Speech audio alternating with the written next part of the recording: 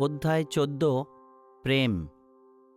একজন আসল খ্রিস্টবিশ্বাসীর লক্ষণ হল শিক্ষা নয়, সুন্দর করে কথা বলা নয়, ক্ষমতা নয় বা উন্নতি নয়, কিংবা অন্য খ্রিস্টবিশ্বাসীদের মধ্যে উঁচু পদ বা সম্মান পাওয়া নয়। একজন আসল খ্রিস্টবিশ্বাসীর লক্ষণ হল সে তার বিশ্বাসী ভাই বোনকে অন্তর দিয়ে ভালোবাসবে। পবিত্র বাইবেলে 1 যোহন 3:23 লেখা আছে, ঈশ্বরের আদেশ হল আমরা যেন তাঁর পুত্র যীশু খ্রিস্টের নামে বিশ্বাস করি, আর তিনি যেমন আমাদের আদেশ করেছেন তেমন আমরা একে অন্যকে ভালোবাসি। এই ছোট অধ্যায়ে ভালোবাসার যে উপযুক্ত সংজ্ঞা পাই, এই জগতের সমস্ত সাহিত্যের কোথাও আমরা তা পাই না। যাই হোক, যার এ রকম ভালোবাসা আছে সেই আসল খ্রিস্টবিশ্বাসী। যীশুখ্রিস্টের প্রেম। যীশুখ্রিস্ট বলেছেন, স্বর্গের পিতা যেমন আমাকে ভালোবেসেছেন, আমিও তেমনি তোমাদের ভালোবেসেছি। তোমরা আমার ভালোবাসার মধ্যে থাকো। তোমরা যদি আমার আদেশ পালন করো, তবে আমার ভালোবাসার মধ্যে থাকবে, যেমন আমিও আমার পিতার সব আদেশ পালন করেছি আর তাঁর ভালোবাসার মধ্যে রয়েছি। এই সব কথা আমি তোমাদের বললাম, যেন আমার আনন্দ তোমাদের মধ্যে থাকে এবং তোমাদের আনন্দ পূর্ণ হয়। আমার আদেশ এই, আমি যেমন তোমাদের ভালোবেসেছি, তেমনি তোমরা একে অন্যকে ভালোবাসো। বন্ধুর জন্য নিজের প্রাণ দেওয়ার চেয়ে বড় ভালোবাসা আর কারও নেই। আমি তোমাদের যেসব আদেশ দিই তা যদি পালন করো, তবে তোমরা আমার বন্ধু। প্রেমই উত্তম। যদি আমি মানুষের এবং স্বর্গদূতের ভাষায় বলি, কিন্তু আমার ভালোবাসা না থাকে, তবে আমি এক জোরে বাজানো ঘণ্টা বা ঝনঝন করা করতাল হয়ে পড়েছি। যদি ভবিষ্যতের বিষয় বলার ক্ষমতা আমার থাকে আর সমস্ত রহস্য ও জ্ঞান বুঝতে পারি, আর যদি পাহাড়কে সরিয়ে দেওয়ার মতো পুরো বিশ্বাসও থাকে, কিন্তু আমার ভালোবাসা না থাকে, তবে তো আমি কিছুই নই। যদি আমার সব কিছু আমি গরিবদের খাওয়ানোর জন্য দিই এবং পোড়ানোর জন্য আমার দেহটাও দিয়ে দিই, কিন্তু আমার ভালোবাসা না থাকে, তবে সমস্তই অসার। ভালোবাসা ধৈর্য ধরে, ভালোবাসা দয়ালু, হিংসা করে না, গর্ব করে না, অহংকার করে না, খারাপ ব্যবহার করে না, নিজের স্বার্থের চেষ্টা করে না, রেগে ওঠে না, অন্যের খারাপ ব্যবহার মনে রাখে না, মন্দ বিষয় নিয়ে আনন্দ করে না, কিন্তু সত্যের সঙ্গে আনন্দ করে। ভালোবাসা সবই ক্ষমা করে, সবই বিশ্বাস করে, সব কিছুতে আশা রাখে, সবই ধৈর্যের সঙ্গে সহ্য করে। প্রেম চিরন্তন।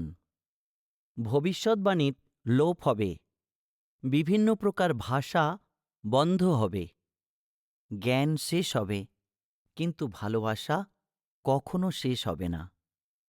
কারণ আমরা জানি একটুখানি, আর আমরা ভবিষ্যৎবাণী করি একটুখানি, কিন্তু যা পূর্ণ যখন তা আসবে, তখন যা অংশমাত্র তা শেষ হয়ে যাবে। যখন আমি শিশু ছিলাম, তখন শিশুর মতো কথা বলতাম, শিশুর মতো চিন্তা করতাম, শিশুর মতো বিচার করতাম। যখন আমি বড় হলাম, তখন শিশুর আচরণ ত্যাগ করলাম। এখন আমরা আয়নায় আবছা দেখছি, কিন্তু তখন মুখোমুখি হয়ে দেখব। এখন আমি একটুখানি জানি, কিন্তু তখন তাঁর সঙ্গে হবে আমার পূর্ণ পরিচয়, যেমন তিনি আমায় জানেন পরিপূর্ণভাবে। বিশ্বাস, আশা ও প্রেম চিরকাল ধরে থাকবে। এই তিনের মধ্যে শ্রেষ্ঠ হচ্ছে প্রেম। ঈশ্বরের প্রেম। প্রিয়তমেরা, পরস্পরকে ভালোবাসো, কারণ প্রেম ঈশ্বরের কাছ থেকে আসে। যে ভালোবাসে সে ঈশ্বর থেকে জন্মেছে, আর সেই ঈশ্বরকে জানে। যে ভালোবাসে না সে ঈশ্বরকে জানে না, কারণ ঈশ্বরই প্রেম। আমাদের মধ্যে ঈশ্বরের প্রেম এভাবে প্রকাশ পেয়েছে যে ঈশ্বর তাঁর একমাত্র পুত্র যীশু খ্রিস্টকে জগতে পাঠালেন, যাতে আমরা তাঁর মধ্য দিয়ে জীবন কাটাতে পারি।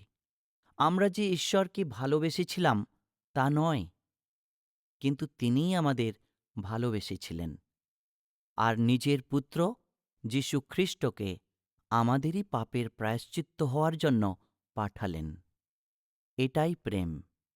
প্রিয়তমেরা, ঈশ্বর যদি আমাদের এরকম প্রেম করলেন, তাহলে আমাদেরও উচিত পরস্পরকে ভালোবাসা। ঈশ্বরকে কেউ কখনো দেখেনি। যদি আমরা পরস্পরকে ভালোবাসি, তাহলে ঈশ্বর আমাদের মধ্যে থাকেন আর তাঁর প্রেম আমাদের মধ্যে পরিপূর্ণ হয়। ঈশ্বর নিজের পবিত্র আত্মাকে আমাদের দান করেছেন। এতেই আমরা জানতে পারি যে আমরা তাঁর মধ্যে আছি এবং তিনি আমাদের মধ্যে বাস করছেন। আমরা দেখেছি যে পিতা ঈশ্বর নিজের পুত্র যীশু খ্রিস্টকে জগতের উদ্ধারকর্তা করে পাঠিয়েছেন, তাই সেই বিষয়ে সাক্ষ্য দিচ্ছি। পূর্ণ প্রেম।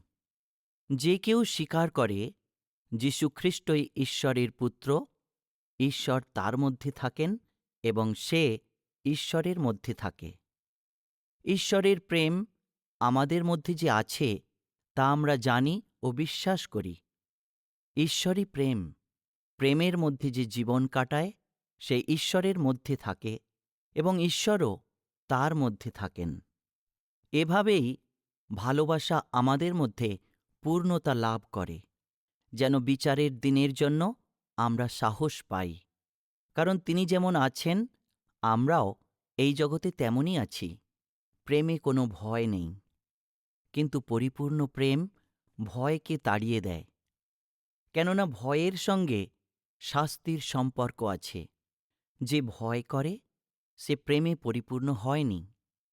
আমরা ভালোবাসি কারণ তিনিই প্রথমে আমাদের প্রেম করেছেন। যদি কেউ বলে আমি ঈশ্বরকে ভালোবাসি অথচ তার ভাইকে ঘৃণা করে, সে মিথ্যাবাদী। কারণ যাকে দেখা যায় তার সেই ভাইকে যখন সে ভালোবাসে না, তখন সে ঈশ্বরকে যাকে দেখা যায় না তাকে কেমন করে ভালোবাসতে পারে? আমরা ঈশ্বরের কাছে এই আদেশ পেয়েছি যে ঈশ্বরকে প্রেম করে সে যেন অবশ্যই বিশ্বাসী ভাইকে ভালোবাসে। খ্রিস্টই ঈশ্বরের প্রেম। প্রিয় ভাইয়েরা, আমি তোমাদের একথা লিখছি যেন তোমরা পাপ না করো। কিন্তু যদি কেউ পাপ করে ফেলে, তবে পিতা ঈশ্বরের কাছে আমাদের হয়ে কথা বলার একজন আছেন। তিনি ধার্মিক যীশু খ্রিস্ট। তিনিই আমাদের পাপের প্রায়শ্চিত্ত। শুধু আমাদের নয়, কিন্তু সমস্ত মানবজাতিরও পাপের প্রায়শ্চিত্ত করলেন। যদি আমরা ঈশ্বরের সব আদেশ পালন করি, তবে আমরা এতেই বুঝতে পারি যে আমরা তাঁকে জেনেছি। কেউ যদি বলে আমি ঈশ্বরকে জানি, অথচ ঈশ্বরের আদেশ পালন না করে, সে মিথ্যাবাদী এবং তার অন্তরে সত্য নেই। কিন্তু যে ঈশ্বরের বাক্য পালন করে, তার মধ্যে সত্যি ঈশ্বরের ভালোবাসা পূর্ণতা লাভ করেছে। এর দ্বারা জানতে পারি যে আমরা ঈশ্বরের মধ্যে আছি। যদি কেউ বলে আমি ঈশ্বরের মধ্যে আছি, তবে যীশুখ্রিস্ট যেভাবে চলতেন তারও সেভাবে চলা উচিত। জগৎকে ভালোবেসো না। তোমরা জগৎকে এবং জগতের কোনো কিছুকে ভালোবেসো না। কেউ যদি জগৎকে ভালোবাসে, তবে পিতা ঈশ্বরের ভালোবাসা তার অন্তরে নেই। কারণ জগতের মধ্যে যা কিছু আছে, অর্থাৎ শরীরের অভিলাষা, চোখের অভিলাষা, জীবিকার অহংকার, এইসব পিতার কাছ থেকে আসে না, কিন্তু জগৎ থেকেই আসে। জগৎ ও জগতের কামনা বাসনা শেষ হয়ে যাচ্ছে, কিন্তু যে ঈশ্বরের ইচ্ছা পালন করে সে চিরকাল থাকবে। জগৎকে জয় করো।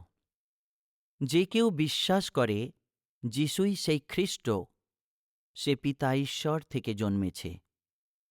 পিতা ঈশ্বরকে যে প্রেম করে সে তাদেরকেই প্রেম করে যারা পিতা ঈশ্বর থেকে জন্মেছে।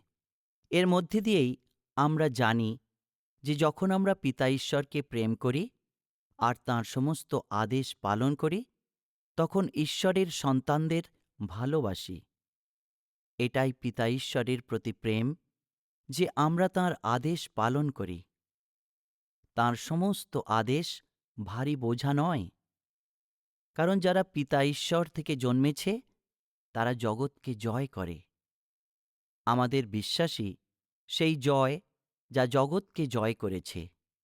কে জগৎকে জয় করে? কেবল সেই যে বিশ্বাস করে যীশু খ্রিস্ট ঈশ্বরের পুত্র, যিনি সমস্ত যুগের রাজা, অক্ষয় ও অদৃশ্য। সেই একমাত্র ঈশ্বরের সম্মান ও গৌরব চিরকাল হোক। আমেন।